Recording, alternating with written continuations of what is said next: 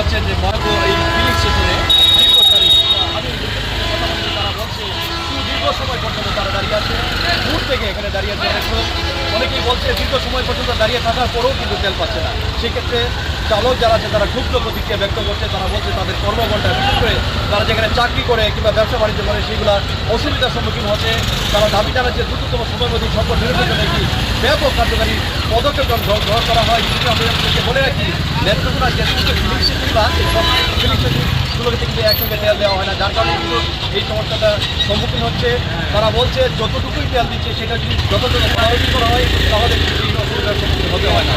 তারা বলছে দীর্ঘ সময় পর্যন্ত দাঁড়িয়ে থেকে আমি আপনাদেরকে দেখাই অনেক দূর থেকে এই লাইন, কিন্তু অত্যন্ত দুঃখের বিষয় হচ্ছে তারা বলছে এত দূর পর্যন্ত দাঁড়িয়ে থেকে কিন্তু তারা তাদের যে কাঙ্ক্ষিত প্রত্যাশা যে তেল সেই তেল তারা পাচ্ছে না। সেক্ষেত্রে চালকদের ক্ষেত্রে যারা এখানে আছেন তারা অনেক ক্ষুব্ধ বিক্ষুব্ধ। সেই সাথে প্রশাসনের সঙ্গে কথা বলছি, তারা বলছে আমরা আমাদের দায়িত্ব পালন করছি এবং সুশৃঙ্খল লাইনের বিষয়ে যেন প্রত্যেকে তেল নিতে পারে সেই জন্য তারা যথাযথ পদক্ষেপ নিচ্ছে। সেই সাথে পাম্প মালিকরা যারা আছে তারা বলছে যে এখানে যেন কোনো ধরনের বিশৃঙ্খলা সৃষ্টি না হয় সেজন্য তারা প্রশাসনের হস্তক্ষেপ কামনা করেছে এবং সেই ভিত্তিতে কিন্তু তেল দেওয়া হচ্ছে।